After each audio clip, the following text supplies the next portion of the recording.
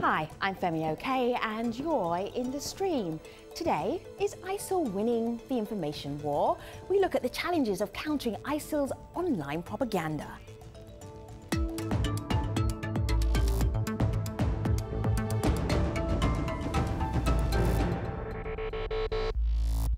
We have done so many shows about ISIL, or ISIS as they're known generally around the world. We're doing a little in-depth look about what they're doing online and how they're doing it, and are they doing it well? Right. That's what we're looking at. Malika, what do you have? Really fascinating question. So I have a picture for our audience to see. Take a look at ISIL or ISIS's networks online. This is what they look like, the 46,000 plus supporters on Twitter. And this was tweeted by the Brookings Institution, a U.S. think tank here. We're going to delve into what this actually is, what that complex graph actually looks like in reality. We want your help to do that. You can tweet us your questions, your comments, because I know you have them, with hashtag AJStream. Now, with us right here in the studio, we have Humaira Khan. She's Executive Director of Mulafin. That's an independent U.S. think tank specializing in preventing radicalization and countering violent extremism. And sitting right next to her, we have Alberto Fernandez. He's a former State Department official who focused on counterterrorism communications. He's currently Vice President of the Middle East Media Research Institute. And on Skype, we have Anne Ali, founding chair of People Against Violent Extremism, an independent non-government organisation committed to addressing violent extremism in Australia. And Hanif Kadir is founder of Active Change Foundation, a group working to create a safe space for kids to discuss and address messages of hatred and violence. Guests, we're looking forward to picking your brain. Sit tight, we'll be hearing more from you in just a moment.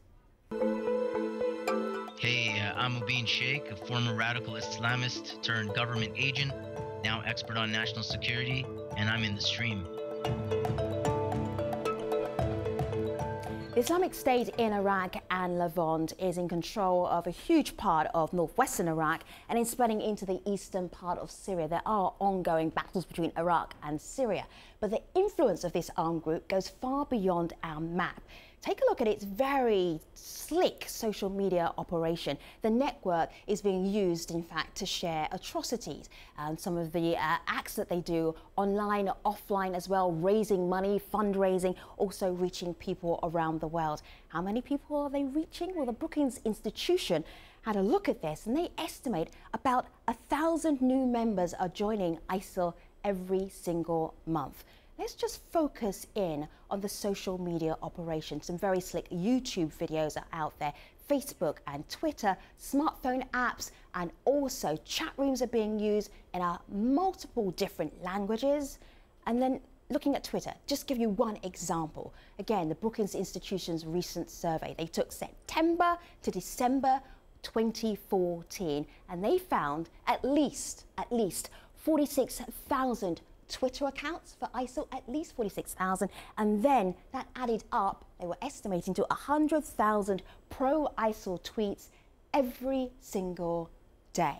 Now, there are governments around the world who are trying to counteract that message, but as President Obama said recently, the messaging of ISIL is so much stronger than the counter messaging of the United States. So that is where we're standing right now. Alberto, would you say that ISIL is being incredibly successful online? How would you sum up how they're doing? It's been incredibly successful, and I mean, I think the key point, and you saw it in the graph, is volume. It has tremendous volume. And I think the challenge is when we look at the struggle between the good guys, governments, civil society, and others fighting ISIL or ISIS online, part of the problem is a numbers game. This is not a struggle that was fought by one side against ISIS and we lost. We've never actually fought it. The people like Humaira, like your other guests who are actually online, who are like Mubin Sheikh, these are individuals. These are small groups. The work that I did in CSCC, we had 4 accounts, 4 Twitter accounts. 4 Twitter accounts. 400 or 4,000. How much were you tweeting a day? Or maybe 100. Maybe 200, maybe 300, 100,000 tweets. So you can see part of the problem is a numbers you were sitting there with game. your 4 accounts. Were you thinking, what is the point here? Or you're thinking like you're throwing a pebble into the puddle Right. and seeing how many ripples there are going to be. Now, you mentioned Mubin Sheikh. Mubin Sheikh works in counterterrorism in Canada, so that's why Mubin Sheikh is very important. Amira, I noticed you nodding your head as Alberto was speaking there. So you quoted the Brookings numbers, right? Yeah. So in the next report that they've come out, they've said, you know, of those 46,000, right, Twitter is also shutting down accounts, right? So they are sort of Yes. vigilant about that. Yeah. So if you take about half of that, so about 20,000 is the verified ISIS supporters that they know were part of the network. If you compare them to the people who are working against it, Yeah. right? There's about 200 of us, and that list of about 200 is actually a list. So ISIS actually puts out lists also of accounts to ban or to block. Because ISIS puts that out. yes, for its followers. Okay. So these are the people you don't want to engage with, or Right. these are the people who are working against ISIS. So you know, be careful of them. So they know who you are. Of course. So they know all your fraud Twitter accounts out there. Oh, Alberto. absolutely, yes, and yes. you know it because they threaten you specifically. Wow, Malika. Well, I like that you said, so you know who they are, because that is a question here. This is online. This is via Twitter. Visually, our Devatron says, the ISIL propaganda videos are very slick, and the rhetoric about sovereignty, brotherhood is very similar, she goes on to say, to army recruitment videos in the West. But the content is rarely discussed or challenged in depth in Western media. So, and we have seen some examples of these slick videos, very high production value. Who is putting these out? Who are the group of people that is responsible for making sure they look so media savvy? You know, I think one of the important things to remember about just how slick the ISIS media arm is and the capacity to produce such slick videos is that these are not people who were trained by ISIS or by ISIL. These are actually Western-trained recruits who have gone in and started up the media arm. And yes, they are very slick. The videos are very slick. But, you know, I have to question the impact of ISIS online media. When you look at it, when you look at just how far their reach is, the fact that they do saturate the media, the fact that they do have Facebook pages in just about every language, Twitter accounts, they have a website, and these vast networks. Now, translate that into the number of recruits who are actually going over as foreign fighters. When you look at the vast nets that they throw out, and the actual numbers of recruits that they are catching, from a media or from a business perspective, it's not really translating into a lot of recruits. So I think we have to be wary about overinflating their influence online. Right.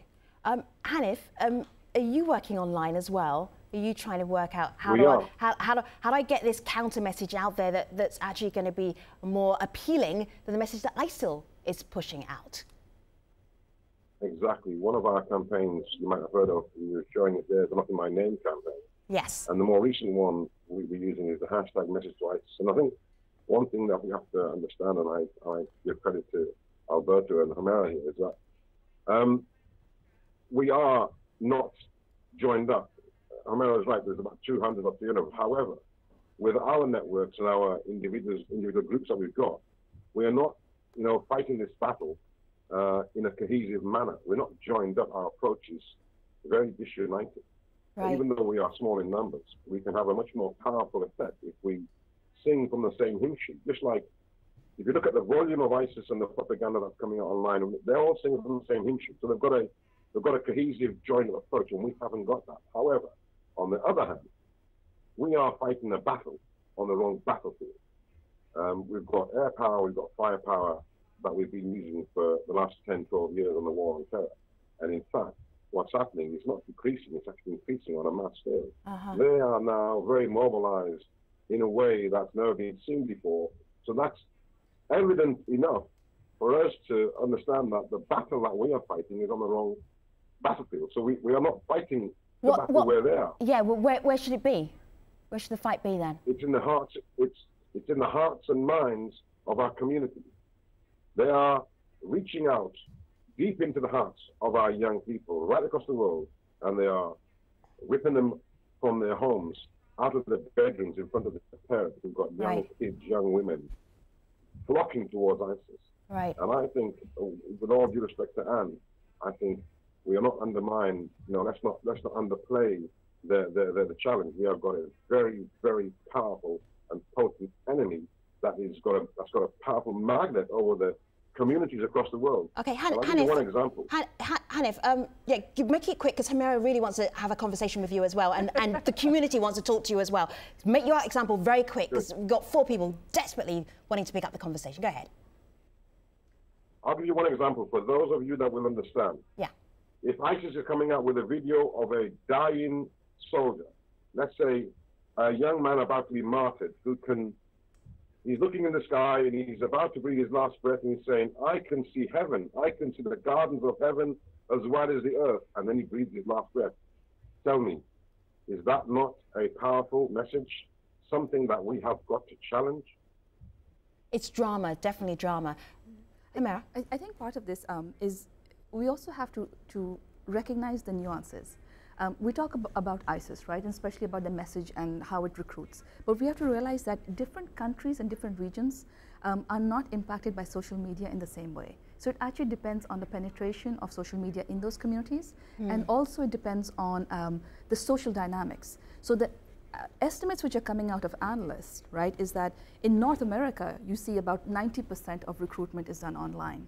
But if you compare that to the Middle East or North Africa, right, they're saying about 30% is online. Are and there the rest of it platforms? is Media platforms? Across the board, right? Because they start off, there's public tweets, there's Facebook, but then they also go off into things like WhatsApp, Telegram. There's a whole lot of other communication mechanisms. But I think we need to realize is that we have to do the online piece, we have to, right? Which we have completely, it's been neglected, but there's actually an offline piece which is also needed to supplement everything. And I think that's something which both Anne and Hanif are talking about, because it's not just that these people are living in a vacuum, right? There's a human component and who they connect to and who they trust. You know, Anne is right that ISIS has a bit of the pufferfish effect. It blows itself up to look bigger, more aggressive, and more important than it is. But the fact is that, as both of you have said, is its message has power. And I would say the power is not because of slickness. The power is because of content. It's because of the themes that it addresses that touch people's identity, people's vision of the future. In a way, the worst thing about ISIS is not the brutality, the evil videos, the blood. It's they're appealing to the finer things in a human being. Right. Faith, the future, the family, authenticity. These things have power. Malika.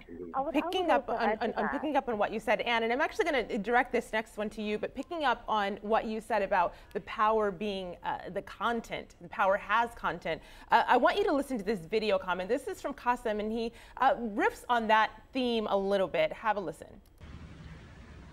ISIL has been effective with social media with the youth for 2 reasons. One, because the youth get social media and ISIL knows they can attack them and hit them where they're familiar.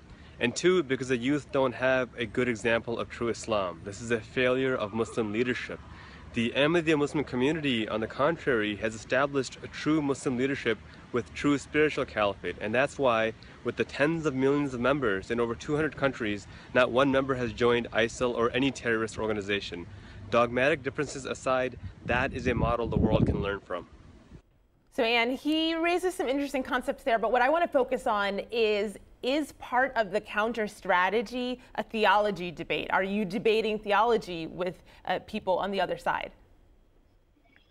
No, we don't. In fact, a research project that we're currently doing is looking at exactly what it is about certain narratives that people are engaging with and how do you disengage them from those narratives. And what we found is if you present them with theological arguments, or if you present them with rational arguments, with numerical arguments, with facts or figures, that doesn't work. What works is honing into their personal identity and their social interaction needs. And what we found is that, you know, the people who are being recruited to ISIS are not being recruited, as Alberto said, by these slick videos. It's through opinion leaders. It's through peer-to-peer influence.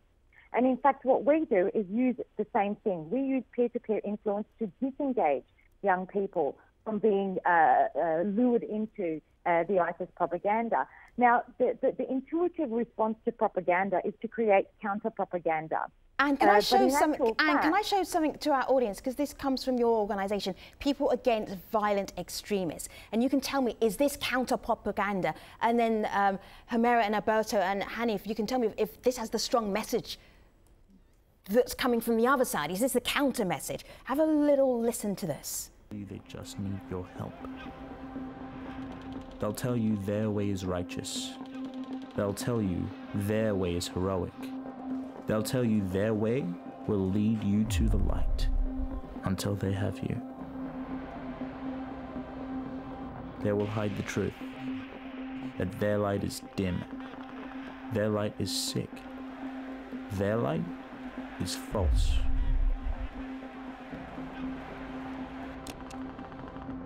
And they will leave you alone in the darkness. And is that counter-propaganda? We call it alternative narrative. All right. Because propaganda. Like I was saying, the intuitive response is to counter. Right. Is to counter an argument with another argument, yeah, rather than providing an alternative to that argument.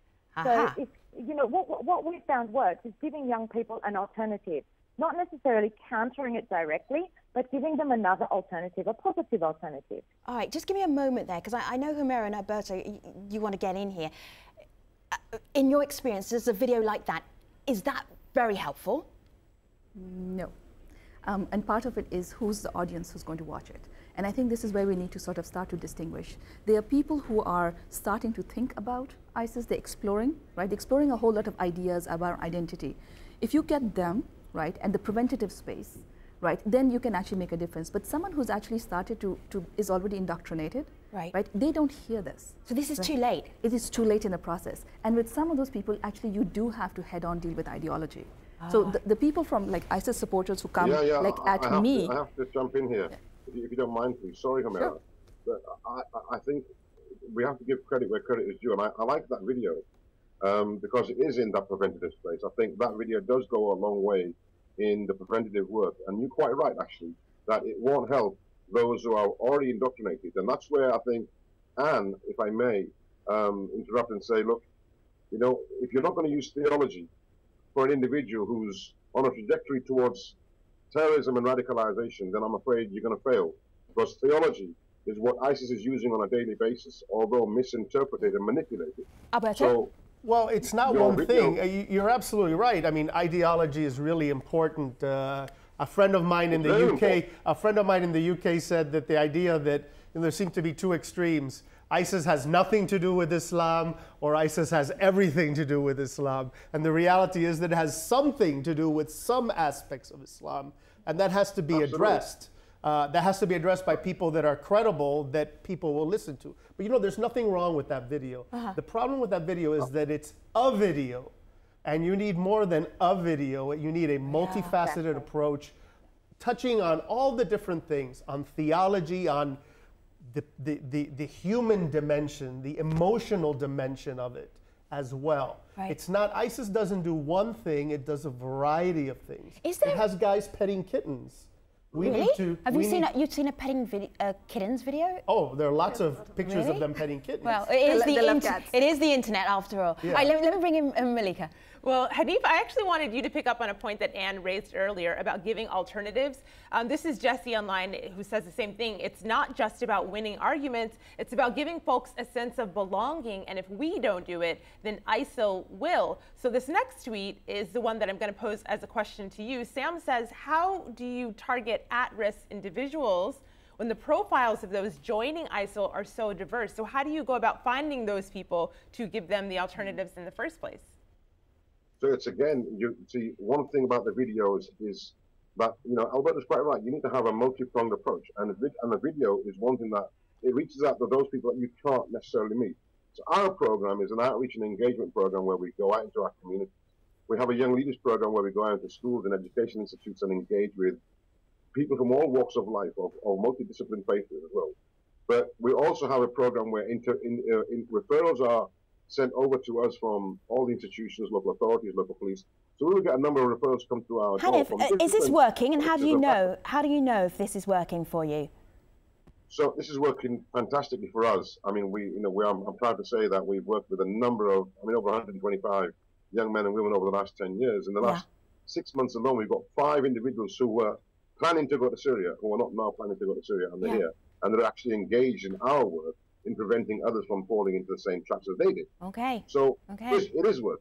All right. But what happens is when something goes wrong, everybody's quick to criticize the agenda without looking at the successes that we are coming up with. Yeah. So small videos like that, small campaigns like the Not My Name campaign and hashtag Message to ISIS, they do make a difference. Why? Because we have to operate in the same space as ISIS operates, and that's in our communities, on the internet, in our schools, in our homes, all over. So we have to operate in those very spaces. So videos like what Anna's produced, and campaigns and other little engagement sort of workshops take away the operating space of ISIS, and that's the way forward. Let's take back the space. Humera, I'm just going to go via my laptop here. This is from your Twitter account, and a very imaginative, creative Twitter pic there. I'm imagining that you don't want everyone to know your face, which is why you have a beard on your Twitter pic. You say here, this is an important point, for everyone expressing moral outrage at ISIS, how about channeling it towards doing something? Talk is cheap, clip activism is ineffective. Now, you're saying how many people that ISIS has on social media. Are you saying that we as a global community should be jumping online and doing stuff too? Of course. Even though we don't have 4 degrees like yourself. 5 actually. Oh my goodness. but yes. 5 degrees like yourself. But actually, yes. Right. Actually, and that's the thing. There's when we talk about countering violent extremism, right? How do we do that then? Well, so it's the thing is that it's not just one thing, right? It's about the whole spectrum of things, from everything from people who are actually not indoctrinated. So you're purely preventative, right? You're actually trying to do prevention, all the way into intervention in the space for those who are actually impacted. And it's not one program. So, but if people want to get engaged, we'll actually be on there, right? So if you're actually talking, and in the preventative space, we talk about things like identity, right, belonging, etc. There's a whole lot which society, the role of society, is in that space, right? We know that young people, right, social media is the norm, right? This is where they operate, this is where they live. The online, offline world, those distinctions aren't really big for them, right? So we have to be where they are, but actually engage them on the issues. You know what, the thing about what's happening in Syria and Iraq, that conflict is not going to be resolved. ISIS is not going away as long as the political issues are not dealt with. Right. So there's actually real grievances, legitimate grievances, which ISIS is raising. People hear it, there's resonance in that message, but then they're looking for what to do about it. And if we don't give them alternatives for actually helping, right, that's what's needed, so that they don't think that, oh, the only people who are doing something, or the only way to go forward is ISIS. So here's the thing, bearing in mind the focus of our conversation today was about social media and ISIL. If ISIL was off social media completely, no platforms, had no way to communicate on social media, Alberto, would they be done? No, they would still be successful to a certain extent because it's the issues that drive at least part of the radicalization. For example, if you look at 2012, 2013, before the fall of Mosul, before June of 2014, what is the single element that radicalized people most and mobilized people most? The slaughter in Syria. That is not a media thing, that's a real thing. Right. It's a political issue, it's an issue of violence and suffering. That is something that, regardless of social media, would have happened anyway. So people would still end up going to those areas. Maybe the numbers would have been smaller, Syria, but still a lot of people still would be have there. gone. All right, but social media has done what? It's just ramped everything up. Yes. Right. It's a communication tool. Right. It's not just the social media that's ramping it up. I mean, unless you live under a rock, you know who ISIS is. And that's because their messages also get amplified by traditional media. You watch their messages on television. You see it on the front page of the newspaper. You don't see any alternative messages. You don't finish your see any sentence, of the work Anne. that we're doing We're at the end of the show. television. All right, this is Anne Ali. We have Hanif Kadir, we have Alberto Fernandez and Humera Khan. You know this is a very rich conversation because we've got a lot more to talk about. I'm taking all of our guests online. Hopefully we'll see you there as well at stream.aljazeera.com. For now, thanks for watching.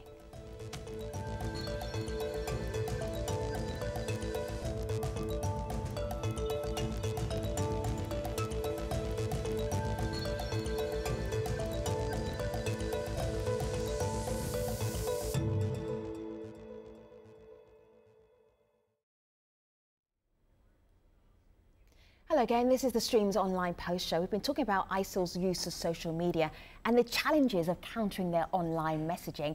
Annie, do you feel that you've got all the resources you need to do what you have to do in Australia? I know you do have an issue with young people going off to Syria, going off to Iraq. It's a big problem for Australia, as it is for some other countries as well. But Australia in particular, do you feel you've got all the support you need? You know, I think one of the biggest challenges that we have here in Australia is that countering violent extremism is seen as a national security issue. And it comes, it's very strongly, the rhetoric around it, the political rhetoric around it is very much about national security. So it's very difficult to then find a place for civil society in this. In other places, so last year, for example, I was in Pakistan, and what I noticed in Pakistan was that countering violent extremism is an understanding of violent extremism as being embedded in a range of other social issues, in governance, for example, education, those kinds of things. Here in Australia, one of our biggest challenges is that violent extremism and countering violent extremism are seen as national security issues. Right. So it's very difficult, so one of the biggest challenges, one of the first things that we have to do is develop that. Does that mean that then people aren't going into the community then? Is it that they're seeing it as a threat and a terrorist threat as opposed to maybe working with youngsters? Is that the difference? Absolutely. I mean, you know, the work that we do isn't just videos. We do also a mentoring program. I personally mentor 6 young men. We have mentoring programs. We do a whole range of other programs getting youth into alternative activities. Right. And I'm often criticised for working with terrorist sympathisers. You know, a lot of the sentiment is that I shouldn't be working with terrorist sympathisers.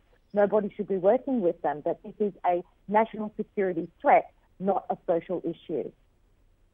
Alberto, one example that was actually just tweeted to us is something that launched today, this Wednesday. This is Ghazal, who says, "We witnessed today the inauguration of the Sawab Center.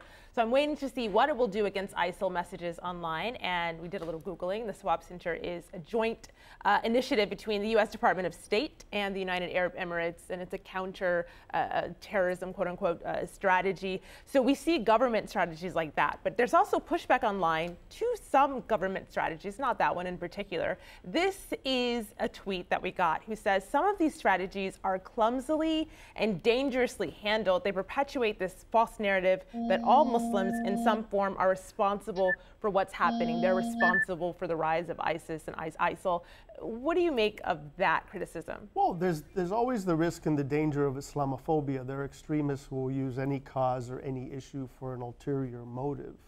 But I mean, I think the Sawab Center is a promising step. We will see, in that if the biggest problem, or one of the biggest problems we have, is a numbers game, if Sawab brings more people, more resources, more arguments, that's good. Now, we want them to be, to answer your second point, we want them to be good arguments, effective arguments, credible arguments.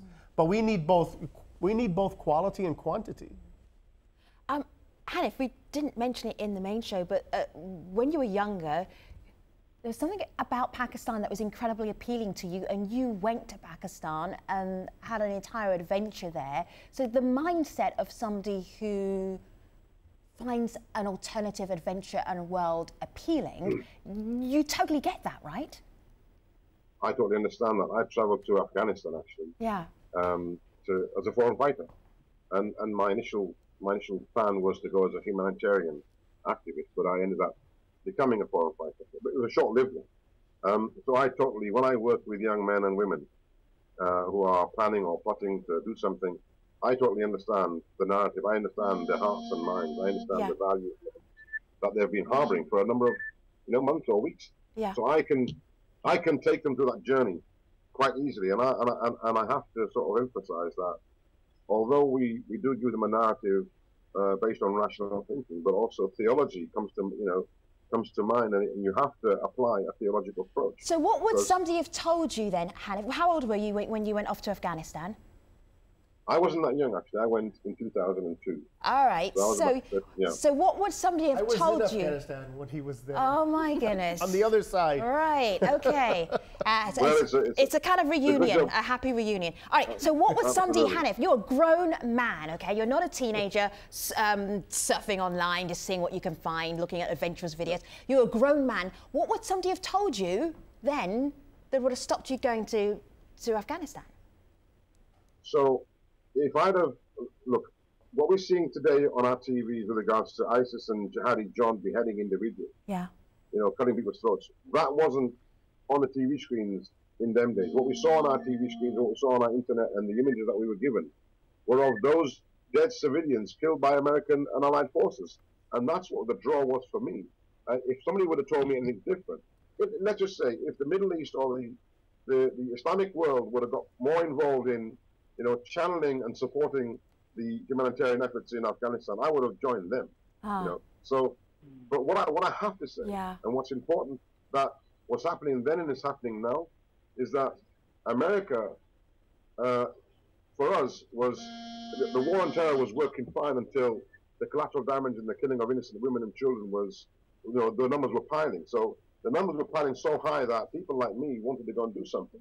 It's exactly the same now, where America's backed off of Iraq. They've created this big vacuum, supporting, well, from a young Muslim perspective, a Sunni Muslim perspective, is that America is now backing the Shia regime to kill the Sunnis. So Hanif, I'm just gonna stop that for a moment, because once we get into Sunni Shia territory, it becomes a little bit more complicated. But I understand what you're saying. You're talking about a political situation, a world political situation that is fueling young people, or actually people feeling they need to go and help. Have I summarised that correctly? Because I want to move on a little bit.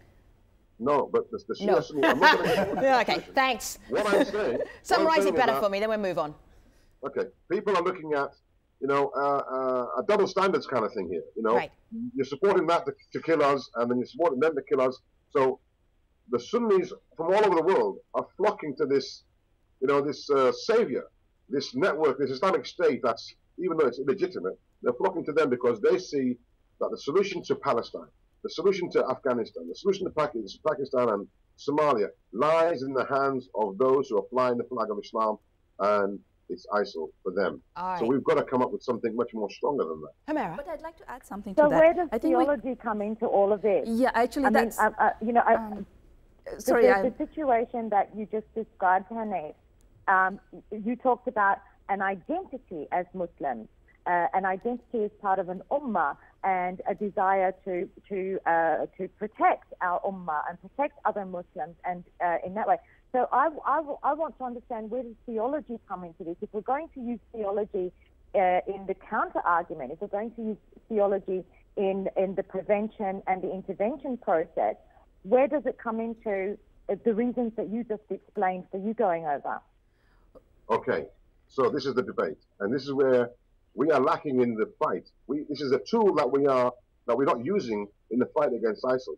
Now, if we look at the prophetic teachings about extremists, going back 1400 years ago, the Prophet explained exactly that the extremists of today, or the extremists of tomorrow, will be far worse than the extremists of yesterday. Wherever you find them, kill them. If you are fighting with them, beware of your death. If you are killed by them, what better death than that can you accept? The credible scholars, the most notable scholars on the face of this planet at the moment, have called al-Baghdadi a devil. And Hanif, I'm going to ask you to summarise, because we're almost at the end of the show. So Anne asked you a very simple question. I'm going to ask you to give her a very simple response. Where does theology come into this? Not all of the theology, but how does it fit in? So we go back to the prophetic teachings about the Khawarij, the extremists of the old times, and we give that theological teaching about what the Prophet described about them in today's times, and we apply that. But that's the negative. But that's not going to be sufficient, because one of the things which has happened is that last July, when ISIS declared that they are now a caliphate, their recruiting message and what has come out of it has shifted. Yes. And now we cannot not deal with ideology, so we have to deal with it. No. What was the legitimacy about creating the caliphate? They've created a legitimate caliphate. Sure, but without a doubt, but which means it has to be addressed. So It's guess. not theological. Do you hear? It's emotional. Do you hear what And you're we have doing to right deal now? with it. We have to deal with it. Guess. Hanif, Based give me. upon the Quran and Sunnah, the caliphate is Hanif, hold illegitimate. tight for a moment. Do you hear what you're doing right now? Do you remember what we started off, that conversation that we started with? Do you hear the conversation that we ended with?